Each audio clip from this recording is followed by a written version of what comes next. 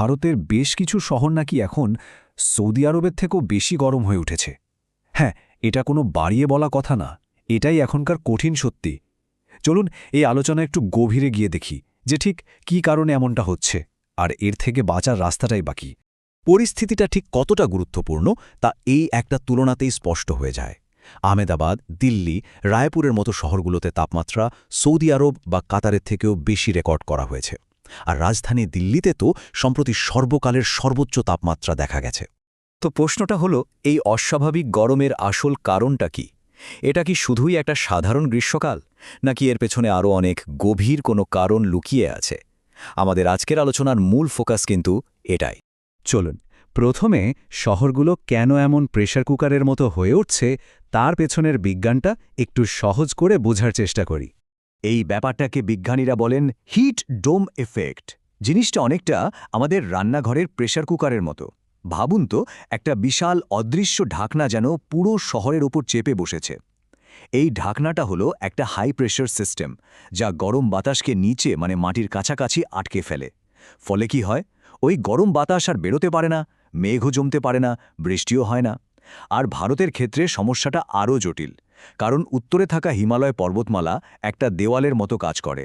এই আটকে থাকা গরম বাতাসকে আরও ভালোভাবে আটকে রাখে। এই ভয়াবহ গরমের পেছনে মূলত তিনটে বড় কারণ কাজ করছে। প্রথমটা তো আমরা দেখলাম হিট ডম ইফেক্ট, দ্বিতীয়টা হলো আরবান হিট আইল্যান্ড ইফেক্ট, আর ৩ নম্বর কারণটা হলো ব্যাপক হারে গাছ কাটা এবং আমাদের অপরিকল্পিত নগর পরিকল্পনা। আরবান হিট আইল্যান্ড এফেক্ট জিনিসটা কি? সোজা কথায়, শহরগুলো তার আশেপাশের গ্রাম বা খোলা জায়গার থেকে অনেক বেশি গরম হয়ে যায়।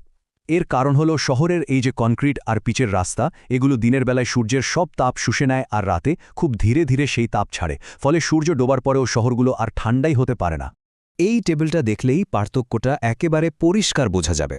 দেখুন, একদিকে কংক্রিট আর অ্যাসফাল্ট, যা দিনে প্রচুর তাপ ধরে রাখে আর রাতে খুব আস্তে আস্তে ছাড়ে, আর অন্যদিকে মাটি বা ঘাস, যা অনেক কম তাপ শোষণ করে আর খুব তাড়াতাড়ি ঠান্ডা হয়ে যায়।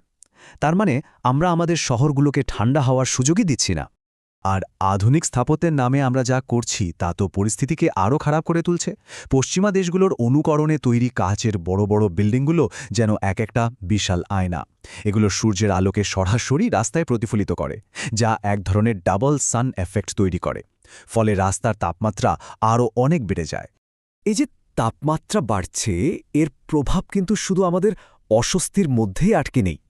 এর জন্য আমাদের একটা বিরাট অর্থনৈতিক এবং সামাজিক মূল্য দিতে হচ্ছে। এই স্লাইডে তথ্যটা কিন্তু সত্যিই চমকে দেওয়ার মতো। ভারতের প্রায় ৭৫% কর্মশক্তি, মানে প্রতি ৪ জনের মধ্যে ৩ জন সরাসরি কায়িক শ্রমের উপর নির্ভরশীল, যেমন ধরুন কৃষি বা নির্মাণ কাজ।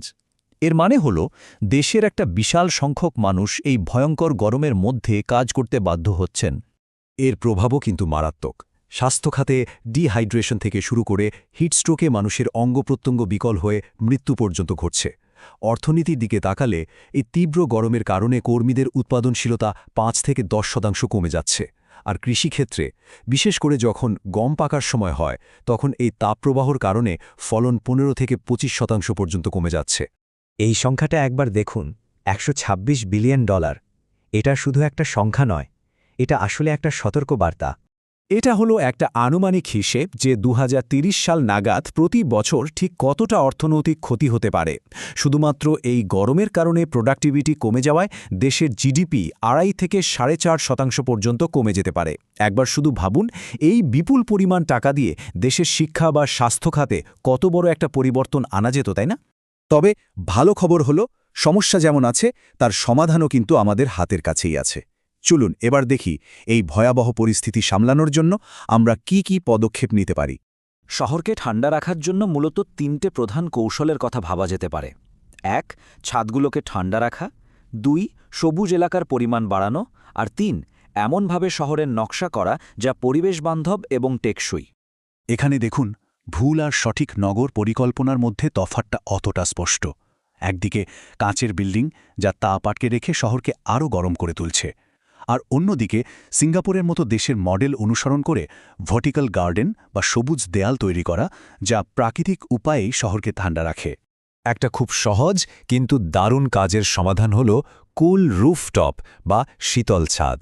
ছাদে সাদা রঙের মতো কোনো প্রতিফলক রং ব্যবহার করলে সেটা সূর্যের তাপ শোষে না নিয়ে বরং প্রতিফলিত করে দেয়।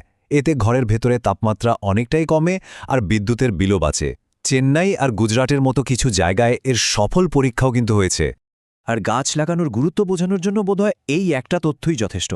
ভেবে দেখুন, একটা বড় পরিণত আম গাছ যে পরিমাণ শীতলতা দেয় তা নাকি 5টা এসি 1000 ঘন্টা চললে পাওয়া যায়। বট, পিপুল বা বোগেনভিলিয়ার মতো স্থানীয় গাছপালা লাগানোই হল শহরকে ঠান্ডা রাখার সবচেয়ে স্বাভাবিক এবং কার্যকর উপায়। দীর্ঘমেয়াদী সমাধানের পাশাপাশি তাপপ্রবাহের সময় কিছু তাৎক্ষণিক পদক্ষেপও কিন্তু খুব জরুরি। যেমন স্কুল বা অফিসের সময়সূচি বদলে ফেলা, যারা বাইরে কাজ করেন তাদের জন্য ছায়ার ব্যবস্থা করা, ডিহাইড্রেশন রুখতে ওআরএস বিতরণ করা, আর রাস্তায় জল ছিটিয়ে সাময়িকভাবে তাপমাত্রা কমানো।